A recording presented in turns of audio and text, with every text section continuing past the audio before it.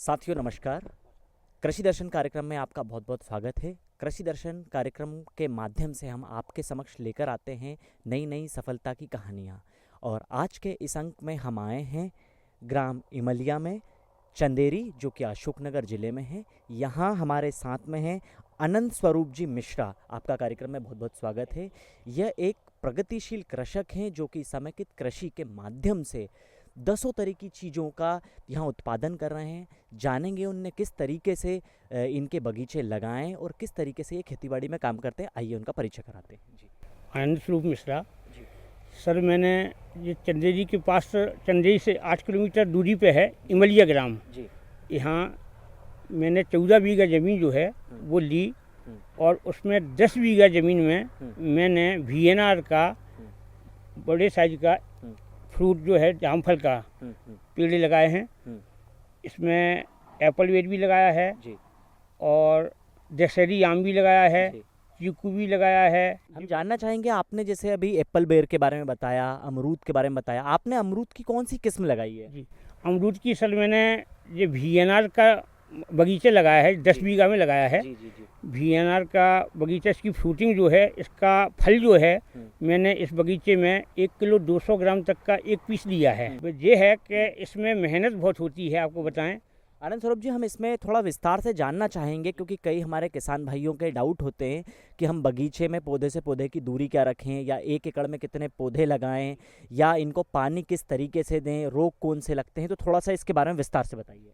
Sir, मैंने जो VNR का बगीचा जामफल का लगाया है उसमें पेड़ से पेड़ की दूरी वो 8 फीट की रखी है जी। बहुत बढ़िया। और रो से रो की दूरी जो है वो 12 फीट की रखी है, जिससे बीच में से छोटा ट्रैक्टर जो है जुताई वगैरह उसकी कर सके, ज़मीन की जी जी जी। पूरा कचरा वगैरह ना हो, तो उस हिसाब से। और इसका पूरा प्रोसेस है जामफल का कि इसको क्या बेड बना के पहले ट्रैक्टर से बेड बनाते हैं और इसके बाद फिर क्या है 2-2 फीट का गड्ढा खोदते हैं ज़मीन में, उसमें देसी खाद डालते हैं, फिर गड्ढे को पूर के फिर उस हिसाब उस पर पेड़ लगाते हैं। तो साथियों, आपने देखा कि ये पेड़ उनने एकाएक ऐसे ही नहीं लगाए, उन्हें बहुत साइंटिफिक तरीके से सबसे पहले पौधे के लिए गड्ढा किया, उसका उपचार किया, उसके बाद में। और ये किस प्रजाति का पौधा है और अभी कितने साल की फसल हो गई आपकी, मतलब बगीचा कितने साल का हो गया? सर, ये VNR प्रजाति का है और ये बगीचा मेरा 8 साल का हो गया है जी। 8वीं साल है। अमूमन बगीचे की उम्र क्या होती है?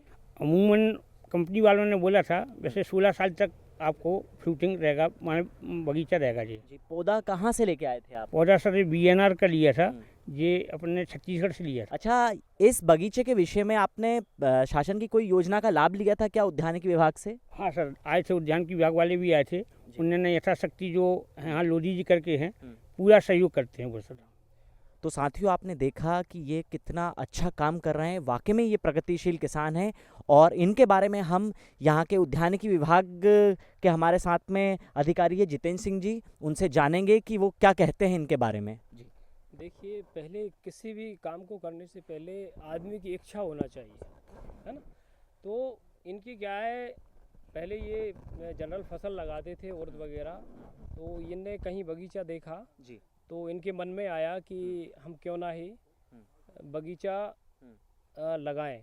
तो इन्होंने हमारे विभाग से संपर्क किया है यहाँ पे, और इनके लिए हमने ये पूरी जो VNR के बारे में इनको जानकारी दी।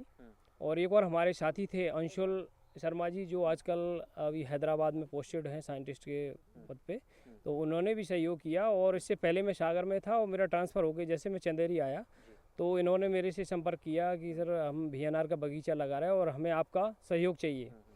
तो हमने इनको फिर यथासंभव पूरा तकनीकी रूप से इनको बेड बनवाए, और उसमें वहाँ रायपुर से जो अपनी VNR कंपनी है VNR के, तो वहाँ से इनको पौधे मंगवाए। तो यहाँ पूरा मंगा के लगभग 200 रुपये का इन्हें खर्चा शायद एक पौधे के रेट पड़ गया था। और वो लगभग यहाँ पे इनके 10 बीघा में समथिंग 1200 पौधे लगे हुए हैं, है ना। और पूरा बेकायदा टेक्निकल तरीके से पूरा सदाई की गई, और इसमें जो इसकी बैगिंग प्रोसेस है कि जो छोटे में इसकी बैगिंग की जाती है तभी इसका साइज़ प्रॉपर आता है। बाकी यदि इसको ओपन में अपन छोड़ देते हैं जैसे, तो उसका जो प्रॉपर कलर और साइज़ नहीं आता है, तो उसके लिए बैगिंग प्राथमिकता है। साथ में इसको जब बैगिंग करते हैं अपन इसकी, तो थोड़ा ये फंजीसाइड का ज़रूर ध्यान दिया जाए, क्योंकि जो बैगिंग के बाद इसमें जो मॉइस्चर आता है तो उसमें फंगस की प्रॉब्लम आती है। तो बिल्कुल जी, हम आपसे जानेंगे। इससे पहले हम जानते हैं आनंद जी से कि आपने ये उद्योग मतलब खेती का सफ़र कहाँ से शुरू किया? क्या आपकी पहले कोई पारंपरिक खेती थी? नहीं सर, पारंपरिक खेती तो मेरी नहीं थी। किस प्रकार का काम आप करते थे? मेरे पिताजी टीचर थे, जी जी जी और वैसे सबसे बड़े भाई हैं श्री राम किशोर जी मिश्रा, वो मेरे प्रेरणादायक हैं। उनके ही नेतृत्व में अभी तक मैंने अपनी पूरी लाइफ चलाई है। जी, मतलब आप पहले खेती नहीं करते थे? नहीं करते थे। जी, जी, और मेरे भाई जो हैं बड़े ही पहले, हमारे पिताजी तो सर्विस में थे, टीचर थे, जी जी। तो भाई जो हैं वो अनंतपुर टेस्ट की बसों पे जो है कंडक्ट ही करते थे। बड़ी मेहनत की, उस हिसाब से उनने जो अनंतपुर टेस्ट वालों ने बसें ख़त्म की तो एक बस ली, और उससे पूरी मेहनत करते करते एक बस से 15 बसें कर लीं। और फिर अचानक हमने, हमारी दिमाग में जो है खेती के बारे में लगा के खेती अच्छी लगती है, करना चाहिए। फिर हमने, बस चलती थी क्योंकि बस का काम था ट्रेवल्स का, तो बसों से सफ़र करते थे। तो पास में यहाँ बस चेक करने का पॉइंट था, तो यहाँ खड़े खड़े हमें ज़मीन भी मिल गई ईश्वर की कृपा से। और हमारे दिमाग में ये था कि हमें अच्छी तरह से किसानी करना है। तो साथियों, आपने देखा कि आनंद जी कोई पहले से खेती नहीं करते थे, इनका व्यवसाय भी दूसरा था, लेकिन इनने कालांतर में खेती बाड़ी को अपनाया, और आज आप इनके सामने देख रहे हैं कि ना केवल ये अमरूद बल्कि ये गोभी, एप्पल बेर, आम और कई तरीके की किस्में चीकू की सफल फसल कर रहे हैं। और आज इनको कम से कम 20 साल हो चुके हैं बहुत अच्छा काम करने के लिए। साथियों, समय हो चला है एक छोटे से ब्रेक का, मिलते हैं ब्रेक के बाद। अरे सुन तो। मुझे क्या सुनाना चाहते हो? जो सुनाओ मेरी सौतन को। किसको? अरे वही तुम्हारा मोबाइल फोन, जिससे सुबह शाम दिन रात चिपके रहते थे और कहते थे किसान कॉल सेंटर से बातें हो रही हैं। अच्छा, ये बात है। हाँ, क्यों, क्या हुआ? अब बात नहीं होती क्या? अब तो झट से बात हो जाती है। संबंधी समस्याओं का अपनी भाषा में तुरंत हल पाने के लिए पूरे भारत में किसी भी फोन से हेल्पलाइन नंबर पर संपर्क करें। किसानों का दोस्त किसान कॉल सेंटर। साथियों, ब्रेक के बाद एक बार फिर आपका स्वागत है। आज हम आए हैं इमलिया गांव में, चंदेरी के पास। इसमें मेहनत जरूर बहुत है भैया। इसको पहले बेड बनाते हैं, इसके बाद वो 3 ये लेयर है जो जी जी इस पे 3 बार चलते हैं, जिससे कि फ्रूट जो है करीब बड़ा हो जाता है तो वो डाली ना टूटे। उसके लिए 3 वायर निकालते हैं, 3 वायर, और ड्रिप द्वारा जो है पानी देते हैं। हमने देखा आप बड़ी वैज्ञानिक पद्धति से चीज़ों का उत्पादन कर रहे हैं और बहुत बारीकी से चीज़ों को ध्यान रख रहे हैं। तो क्या ये बगीचा लगाने से पहले आपने कोई कृषि विभाग या केवीके उद्यानिक विभाग क्या कोई ट्रेनिंग प्रोग्राम किया है? नहीं सर, प्रोग्राम तो नहीं किया है। भोपाल में चूँकि मेरा बच्चा था तो हमारे मिलने वाले थे, उन्होंने BNR का बगीचा लगाया था। तो उनके खेत पे मैं गया घूमने के लिए, तो मेरे दिमाग में उसी दिन आ गया। वो बोले कि भाई बहुत खर्चा है, ये नहीं कर पाओगे। लेकिन एक बात है सर, कि जैसे हमने अपने बच्चों को नहीं पाला वैसे हमने इन पेड़ों को पाला है। आप मेरी बात का विश्वास करिए। बिल्कुल साथियों, आपने देखा कि एक बच्चे की परवरिश जिस तरीके से की जाती है, उसी तरह एक पौधे को इनने सींचा है और बहुत बारीकी से लाड़ दुलार से पेड़ को पाला है। हम उद्यानिक विभाग के अधिकारी से जानेंगे कि भविष्य में अगर कोई किसान इस तरीके का काम करना चाहता है या हमारे युवा साथी कुछ करना चाहते हैं तो किस प्रकार से वो शुरुआत करें। देखिए कि इसमें कोई आदमी मतलब पहले देखता है तो उसको बहुत ये डिफ़िकल्ट लगता है कि बहुत कठिन काम है, लेकिन हम मानते हैं बहुत सरल है। जैसे कि बताया है हमारे मिश्रा जी ने बताया कि इनको हमने इतने अच्छे से पाले हैं, तो इसमें केवल पालन पोषण का थोड़ा ध्यान रखना पड़ता है इनिशियल शुरुआत में। इसके बाद कोई विशेष इसमें समस्या नहीं आती है। तो हम जो आजकल बेरोजगार युवा हैं और जो किसानों के लड़के हैं, तो उनके लिए हम ये सलाह देंगे और प्रोत्साहन भी करेंगे कि आप जो परंपरागत खेती करते आ रहे हैं उससे हटके ये आप VNR है, एप्पल, बेर है और आपके अलावा आम है, जो ड्वार्फ वैरायटियाँ आ रही हैं आजकल हाइब्रिड में, तो सभी फ्रूटों में बहुत अच्छी अच्छी वैरायटी आ रही हैं। और हमारे जो चंदेरी अशोकनगर के रीजन में अमरूद, नींबू, आम बहुत अच्छा क्लाइमेट है, तो इसके लिए अपनाएं। और जो परंपरागत खेती कर रहे हैं उससे लगभग ये समझ लीजिए, मैं यहाँ देख रहा हूँ 5 गुना मुनाफा मैं ये दावे के साथ कह सकता हूँ। और हमारे मिश्रा जी भी साथ में हैं जो यहाँ खेती करते थे उर्द मूंग की, तो ये इससे पहले। साथियों, आपने अभी हमारे उद्यानिक विभाग के अधिकारी से जाना कि जो परंपरागत खेती करते हैं, तो वर्तमान में सरकार की मुहिम भी है कि कृषक की आय दुगनी हो, तो उसी चीज़ को ध्यान में रख के उद्यानिकी विभाग के माध्यम से समेकित कृषि को अपनाया जा रहा है, जिसमें कई तरीके के बगीचे व फसलों में संकर किस्म के जो बीज आते हैं उनका उपयोग कर वो उत्पादन के साथ साथ अपनी आय में भी बढ़ोतरी कर रहे हैं। अच्छा, आपका ये जो उत्पादन होता है तो क्या ये लोकल स्तर पर ही बिक जाता है? इसको बेचने के लिए आप किस तरीके की रणनीति अपनाते हैं? सर वैसे इसका सही मार्केटिंग तो जो है वो है दिल्ली है, बॉम्बे है, बड़े बड़े मॉलों में है, लेकिन अब हम छोटे किसान समझ लो, मान के चलो, तो या फिर ट्रांसपोर्टेशन की थोड़ी असुविधा है, इसलिए हम ग्वालियर, भोपाल, छतरपुर और अपना झांसी, अशोकनगर, मुंगावली, ललितपुर, यहाँ ही माना है, कुल मिला के यहीं हमारी खपत हो जाती है सर। तो साथियों, आपने जाना हमारे आनंद जी से कि ये इनका उत्पादन केवल लोकल क्षेत्र में ही खपत नहीं है, बल्कि मध्य प्रदेश के दूर दराज के शहरों में भी ये ट्रांसपोर्टिंग, अच्छी पैकेजिंग के माध्यम से इनके फल को भेजते हैं। एक विशेष तरीके की पैकिंग होती है जिससे हाँ, हमारा फल आपस में घिसे ना, उसको पन्नी में पैक करके और पैकेजिंग में अच्छे से बेचा जाता है, क्योंकि इससे उनकी फसल का वैल्यू एडिशन भी होता है और उन्हें अच्छा दाम भी मिलता है। तो साथियों, आज आपने सफलता की कहानी में जाना कि किस तरीके से हम परंपरागत खेती से अगर आधुनिक खेती की तरफ आते हैं तो हमारा मुनाफा भी बढ़ता है और फसल में विविधीकरण भी बढ़ता है।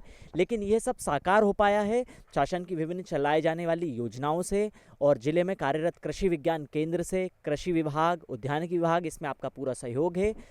आनंद जी, आप कार्यक्रम में आए, इसका बहुत बहुत धन्यवाद। आपने बहुत महत्वपूर्ण जानकारी दी। बिल्कुल हमें उम्मीद है कि युवा आपसे प्रेरणा लेकर क्षेत्र में आगे बढ़ेंगे। और सर, आपका भी कार्यक्रम में बहुत बहुत धन्यवाद। आपने हमारे युवाओं को योजना के बारे में बताया और बगीचे के तकनीकी पहलू या किस तरीके से हम शुरुआत करें, छोटे से बड़ा किस तरीके से करें, तो आपका बहुत बहुत धन्यवाद। युवा बिल्कुल प्रेरणा लेंगे।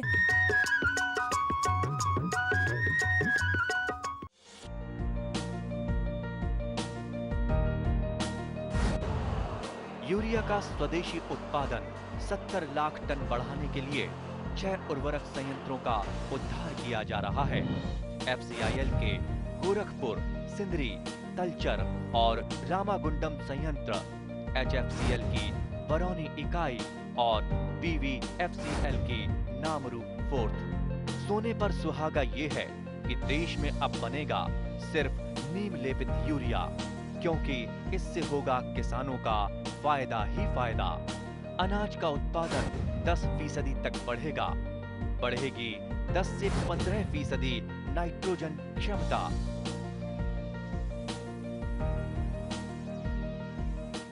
तो किसान भाइयों, आज हमें जिला अशोकनगर की चंदेरी तहसील में यहाँ एक गांव है महोली चक, वहाँ हमने देखा कि बहुत बढ़िया कृषि भूमि है। वहाँ पर गेहूं की फसल है, सरसों की फसल है और बहुत सारी अच्छी फसल है। इन पहाड़ों के बीच अच्छी खेती करने के गुर यहाँ के किसानों को कैसे मिले, ये जानेंगे। हमारे साथ 2 सफल किसान हैं। धर्मेंद्र सिंह जी संधू, आपका कार्यक्रम में स्वागत है। सबसे पहले आप हमारे किसान भाइयों को जो देश और प्रदेश के किसान कार्यक्रम को देख रहे हैं, ये बताएं, इतनी बढ़िया खेती करने के पीछे आपका क्या राज है, कहाँ से प्रेरणा मिली आपको? जी नमस्कार, मैं धर्मेंद्र सिंह संधू, चक महोली तहसील चंदेरी, जिला अशोकनगर से। जी, जहाँ तक शर्मा जी बोल रहे हैं, हम ये प्रेरणा, ये सब कुछ हमें अपने माता पिता और पूजनीय इनसे हमें मिला है। यहाँ खेती हम लगभग 1978 में यहाँ फार्म लिया था। उससे पहले महाराजा सिंधिया जी, उन लोगों ने किसानों को पंजाब से लाके यहाँ बसाया था, दूसरा फार्म था कोकरेटा। तो हम तो पढ़ते थे तब माता पिता की प्रेरणा से और बुजुर्गों के आशीर्वाद से ही हम यहाँ आज खेती का वो ले पा रहे हैं। जी हाँ जी, हाँ जी। किसान भाइयों, खेती ही किसान की शक्ति है, खेती ही किसान की भक्ति है। अर्थात किसान इसी को अपना बल मानता है, इसी में अपनी इसको भक्ति मानता है। क्यों कि सुबह से शाम तक और रात तक खेती में काम नहीं करे तो उत्पादन हो ही नहीं सकता। ये किसान भाई अच्छी तरह जानते हैं। कितनी ज़मीन है या आपने खेती के कौन कौन से आपके पास उन्नति कृषि यंत्र हैं, कौन कौन सी फसलें आपने बोए हैं, कौन कौन सी किस्में हैं और कौन कौन से खाद का उपयोग करते हैं? जी सर, हमारे यहाँ खेती का आपने जो रकबा बोला, लगभग पूरे परिवार की 200 एकड़ के लगभग अपनी खेती है। और हम यहाँ पे रबी सीजन और खरीफ सीजन में मिला के दोनों में 2 फसलें लेते हैं सर। यहाँ रबी सीजन में गेहूँ और खरीफ सीजन में अपना धान मक्का उसका उत्पादन लेते हैं। जी सर। और बहुत ही अच्छी तरीके से, पहले तो बहुत कम होता था, सुविधाएं नहीं थी। अब तो गवर्नमेंट की तरफ से लाइट है, साधन है, सब सड़क है और लगातार अच्छी सुविधाओं की वजह से बहुत ही बढ़िया उत्पादन होता है फसलों का। अभी आपने सुविधा की बात की, तो जब सुविधा नहीं थी तब आप खेती कैसे करते थे, अब कैसे कर रहे हैं? तब सब बहुत पारंपरिक तरीके से डीजल से और बैलों से, हमारे पापा जी के टाइम पे, उससे वो बहुत टाइम और खर्चीला ज़्यादा था समय। अब तो बढ़िया नई नई तकनीकें, नई नई पद्धति, नए नए ट्रैक्टर, नई नई वैज्ञानिक तरीके से और नए नए आप जैसे सरी से कृषि वैज्ञानिकों की उनके संगोष्ठी होती हैं, नए नए बीजों से बहुत फ़र्क पड़ा है। और किसान का जीवन स्तर इतना सुधरा है, अगर मेहनत से खेती करे तो सबसे अच्छा काम है। बहुत बढ़िया, कोई भी इसके आगे कुछ भी नहीं है। हम तो ये कहते हैं बढ़िया। जी बिल्कुल बिल्कुल। तो किसान भाइयों, कृषि विशेषज्ञ हमारे निरंतर प्रयास रहते हैं कि हमारे गांव में रहने वाले किसानों को हम आधुनिक खेती की जानकारी दें ताकि वो उनको अपनाकर उत्पादन बढ़ाएं। ये आप बताएं कि आपके फार्म में कौन कौन सी किस्मों की आपने लगाई? गेहूं के बारे में बताएं पहले। जी सर, इस रबी सीजन में गेहूं में सर हमारे पास 3-4 किस्में हमने बोई हैं। एक तो 40-37 है, 42-38 है और एक 323 है सर। ये गेहूं की किस्में जो करनाल की है, वहाँ से लेके आए हैं। अच्छे उत्पादन है सर। क्या अच्छे उत्पादन के लिए बीज अच्छी किस्म का होना चाहिए? बिल्कुल बिल्कुल सर, अच्छी किस्म का और अच्छा बढ़िया साफ कीता ग्रेटिंग किया हुआ और उसमें कोई भी वो ना हो, वो बढ़िया बीज और मिलावट ना हो सर। हाँ, तो वो बढ़िया करके और बढ़िया उससे उत्पादन मिलता है। दिनों दिन पहले बहुत कम आते, तो अब तो नए नए बीज कम समय में जो उत्पादित होने वाले हैं सर। तो बढ़िया बीज। बिल्कुल। हाँ जी, हाँ जी। आपसे चर्चा करेंगे। भाई साहब, आप कुछ कहना चाह रहे हैं? आप ये बताइए कि बढ़िया बीज क्या होता है, किसे बढ़िया बीज कहते हैं? सर्टिफाइड जो बीज होता है वो सबसे बढ़िया होता है। और जो कंपनियां हैं, कुछ जो नामी कंपनियां रहती हैं जो बीज हमको उपलब्ध कराती हैं, तो उनके द्वारा हम उनसे लेते हैं, उनको हम बोते हैं, उससे उत्पादन अच्छा मिलता है। और जो भी यहाँ पर हमारे हैं कृषि विभाग, वहाँ से हम लेते हैं बीज, तो वहाँ से उनको बोकर फिर हम उत्पादन लेते हैं। हम देख रहे हैं कि खेत को छोटे छोटे भागों में आपने बांटा है, यानी उसको स्थानीय क्षेत्र में गड़े भी कहते हैं। तो इसको बनाने के पीछे क्या उद्देश्य है? क्या उससे उत्पादन बढ़ता है या पानी सिंचाई करने में कोई सरलता होती है? नहीं, ऐसा है कि जो छोटे छोटे खेत हैं ये ढालू हैं। हम धान की खेती करते हैं, तो धान की खेती करने के लिए हमको छोटे खेतों की आवश्यकता पड़ती है। तो जैसे 1.5 एकड़ है, 1 एकड़ है, इस टाइप से हम बना रखे हैं। कोई 2.5 एकड़ का भी है। जैसे जो ज़मीन होती है उसी हिसाब से हम बनाते हैं। जैसे कोई ऊंचा है, नीचा है। यहाँ पर हमने पाइपलाइन भी बिछा रखी हैं, बोरिंग से पानी, नदी से पानी, और सब जगह से हम पानी लेते हैं। और गेहूँ भी हम इसमें बोते हैं धान के बाद, तो उसमें भी पानी जो लेबर लगाती है वो ठीक लगा पाती है, छोड़ती नहीं है, अच्छे से मतलब पानी लग पाता है। जी किसान भाइयों, जिस समय इस कृषि भूमि में हम खड़े हैं, इसके चारों तरफ घनघोर जंगल है, वन क्षेत्र है। उस वन क्षेत्र के बीच में समतल भूमि पर ये खेती करते हैं, धान की फसल भी लेते हैं।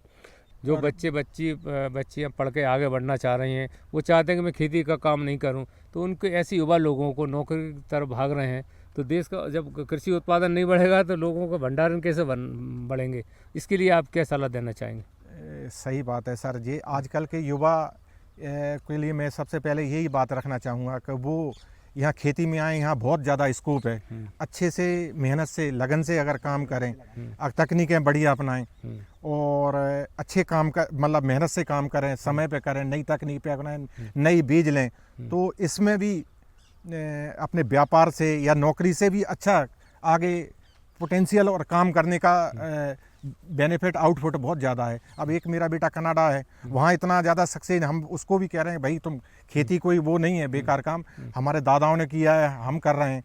तो इसमें नई तकनीक लगा के अगर अच्छा काम करें तो यहाँ बहुत आगे जाने के चांस और बहुत स्कोप है सर खेती में। तो आगे बढ़ने की बहुत संभावना है। पॉली हाउस करें और मछली पालन करें, साथ में पशुपालन करें, साथ में डेयरी करें, तो खेती के संबंध के साथ में हार्वेस्टिंग का काम करें, तो एक बहुत विशाल इसमें वो है सर काम करने के और युवाओं के लिए इस क्षेत्र में उतर के अपने भविष्य बनाने के लिए। धर्मेंद्र जी, आपसे बात करके ऐसा लग रहा है जैसे कोई भाई मिल गया हो। हमारा तो मन हो रहा है कि आपसे बात करते ही रहें, लेकिन समय की एक लिमिट होती है। तो बहुत बहुत धन्यवाद, आपने कार्यक्रम में अपना समय दिया। धर्मेंद्र सिंह जी भैया, आपको बहुत बहुत धन्यवाद, आपने समय दिया। तो किसान भाइयों, अभी आपने देखा कि ये जो हमारे पास जो सफल किसान खड़े हैं, ये पंजाब प्रांत से इनके दादाजी आए। उन्होंने यहाँ इस जो हम वन्य भूमि जो देख रहे हैं ना, इसके आसपास यहाँ बंजर भूमि को खेती योग्य बनाया और बढ़िया खेती कर रहे हैं, बहुत बढ़िया खेती कर रहे हैं। ये पशुपालन, इतने पशु तो इनके पास हैं कि घर का काम चल रहा है, धान भी पैदा करते हैं। हम उम्मीद करेंगे कि आप इनसे प्रेरणा लें, अपने खेतों में खेती करें। ज़रूरत इस बात की है कि किसान भाई उन्नत तकनीक अपनाएं, कृषि विज्ञान केंद्रों से सलाह ले, ताकि इसे अपनाकर वो और अधिक पैदावार ले सकें। किसान भाइयों, हर चीज़ का अपना एक वक्त होता है। अब वक्त है खबरें खेती का, आइए देखते हैं। नमस्कार किसान भाइयों, स्वागत है आपका खबरें खेती की में। चलिए नज़र डालते हैं आज के मुख्य समाचारों पर। सिंचाई के लिए मिलेगी भरपूर बिजली, पशुपालकों की बढ़ेगी आय, बांस के पौधे पर मिलेगी सब्सिडी, लाख के खेती ने बदली तस्वीर, फसल विविधीकरण योजना। और अब खबरें विस्तार से। अच्छी खेती और फसलों के पर्याप्त उत्पादन के लिए समय पर सिंचाई सुविधा मिलना बेहद ज़रूरी है। मध्य प्रदेश सरकार ने किसानों की सुविधा को ध्यान में रखते हुए रबी फसलों की सिंचाई के लिए दिन के समय 8 से 10 घंटे बिजली देने की घोषणा की है, जिससे किसानों को अब रात में तेज ठंड में खेती में फसलों को पानी देने के लिए नहीं जाना पड़ेगा।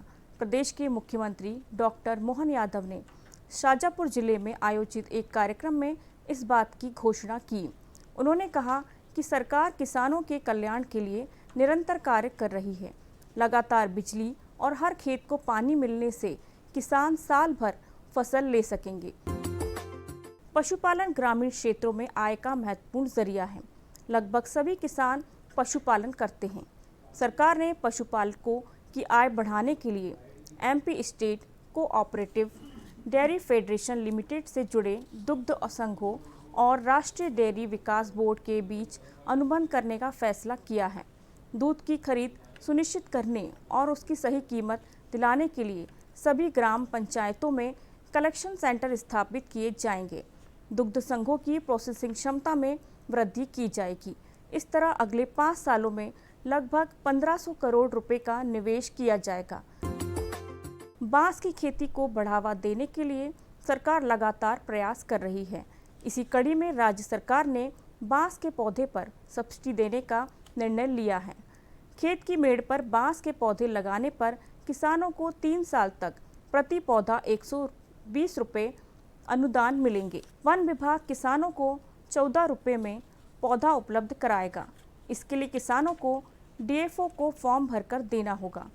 डीएफओ की अनुमति के बाद ही किसान खेत की मेड़ में बांस के पौधे लगा सकेंगे। इस योजना से प्रदेश में बांस उत्पादकता में वृद्धि होने के साथ ही बाजार में अच्छा मूल्य मिलने से किसानों को अतिरिक्त आय का साधन उपलब्ध होगा।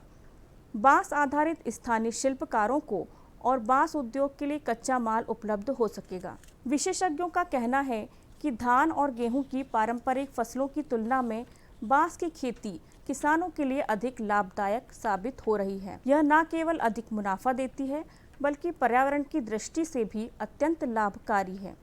कृषि विशेषज्ञों का भी मानना है कि बांस की खेती में कम पानी की आवश्यकता होती है और यह खराब भूमि में भी उगाई जा सकती है। लाख की खेती से अनूपपुर जिले की कोतमा और जेथरी तहसील की आदिवासी महिलाओं की तकदीर बदल दी। अब वो न सिर्फ आत्मनिर्भर बन रही हैं बल्कि परिवार को आर्थिक लाभ भी पहुंचा रही हैं।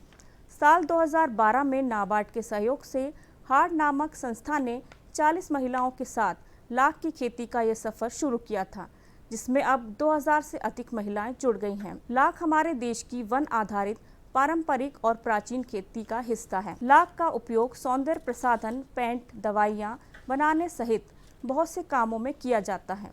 लाख अनूपपुर जिले सहित अन्य आदिवासी इलाकों की प्रमुख उत्पादक खेती है।